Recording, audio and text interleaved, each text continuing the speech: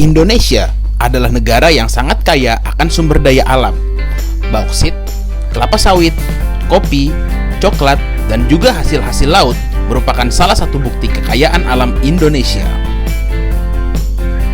Namun, kekayaan alam saja tidaklah cukup.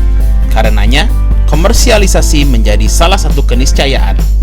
Menristek BRIN, Bambang Brojonegoro, dalam satu kesempatan menyampaikan, kita harus berpindah dari keunggulan komparatif menjadi keunggulan inovatif dan mampu mendorong pertumbuhan berbagai sektor publik dengan menggunakan iptek. Artinya, dengan inovasilah keunggulan kita sebagai negara yang kaya akan melesat lebih jauh lagi sehingga menjadi negara maju dan sejahtera. Kementerian Ristek BRIN dan lembaga yang berkaitan dengan riset seperti Batan, BPPT, LIPI, dan LAPAN ibarat menjadi dirigen dalam orkestra pengembangan hasil iptek. Artinya, dalam menghilirkan hasil iptek, perlu kolaborasi antar berbagai sektor. Kemenristek BRIN lah yang menjadi leading sektor dan membawa hasil iptek untuk dimanfaatkan masyarakat atau industri. Jadi secara umum, kalau komersialisasi ilmu pengetahuan teknologi sebetulnya cuma salah satu dari impact secara ekonomi dari satu inovasi. Inovasi sendiri itu sebetulnya indikator-indikator yang bisa terukur itu bagaimana impact yang diakibatkan. Salah satunya punya impact ekonomi, itulah komersialisasi. Padahal ada impact lain, yaitu impact sosial, ya. Kemudian ada satu lagi impact yang namanya academical impact, impact secara akademis. Nah, kalau misalnya secara komersial kita bicara impact-nya, apakah ini bisa mengenerate satu aktivitas ekonomi yang dimulai dari invensi yang masuk ke pasar yang memberikan dampak ekonomi yang sustain, berkelanjutan, artinya startup. Kalau startup bicara gitu ya, dia berlanjut terus jadi satu companies yang kemudian itu menggilirkan impact. Nah, kemudian kalau dari impact ekonomi itu sebetulnya juga dia bisa menjadikan impact sosial sebetulnya. Karena impact ekonomi itu dia akan menyerap tenaga kerja berapa banyak dan sebagainya. Itu yang dari impact ekonomi ke sosial. Tapi yang dari impact sosial barangkali juga tidak ada hubungannya dengan ekonomi. Itu juga terjadi. Misalnya begini.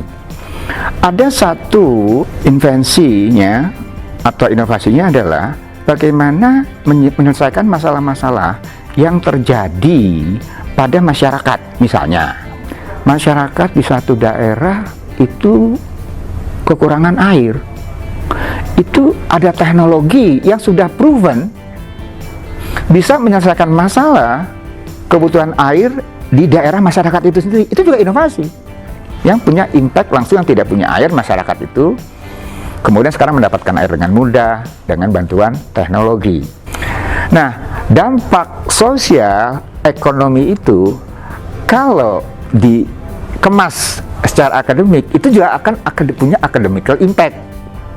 Misalnya, kalau misalnya untuk menyelesaikan masalah sosial atau masalah ekonomi itu dilibatkan mahasiswa-mahasiswa, barangkali itu juga bisa dijadikan tugas akhir atau skripsi atau research si mahasiswa-mahasiswa dari perguruan tinggi. Jadi, satu aktivitas yang sama itu bisa memberikan impact, berbagai impact tadi.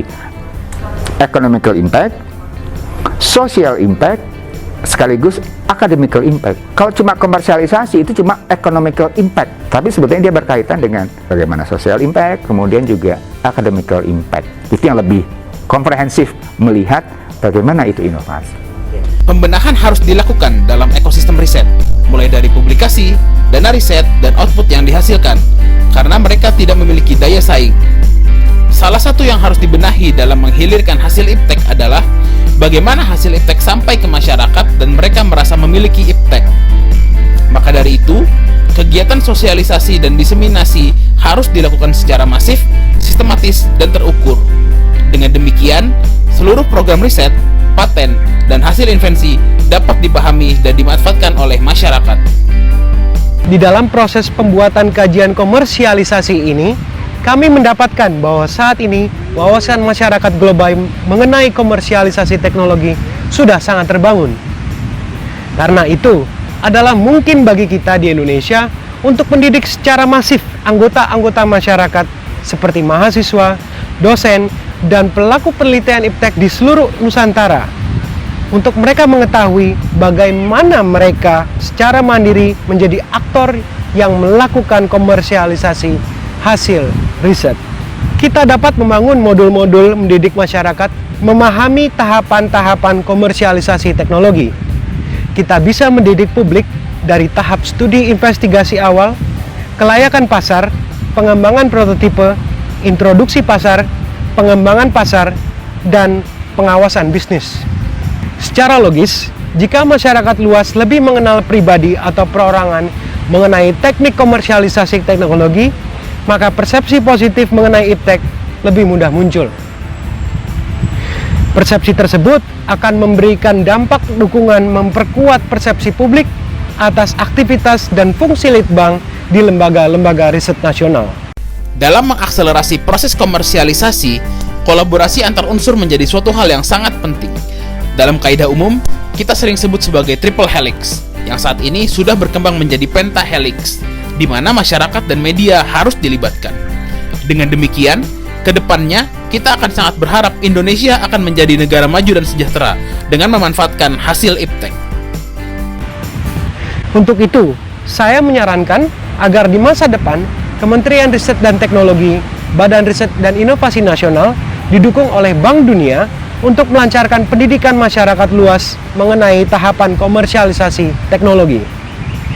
Dalam aktivitas mendidik masyarakat ini, kita bisa menggulirkan topik-topik penting bagi publik seperti menolong lahirnya produk-produk kompetitif menghadapi bencana alam seperti gempa bumi dan tsunami, menghadapi perubahan iklim, pandemi, dan lain sebagainya. Rasa percaya diri dalam masyarakat untuk memanfaatkan teknologi dalam aktivitas komersialisasi akhirnya mendorong lahirnya persepsi positif atas pengetahuan baru yang LPNK hasilkan. Dengan kata lain, kita membuat rasa kepemilikan atas LPNK tumbuh di dalam masyarakat. Jadi, langkah ini adalah untuk menumbuhkan rasa kebersatuan di antara LPNK dan masyarakat.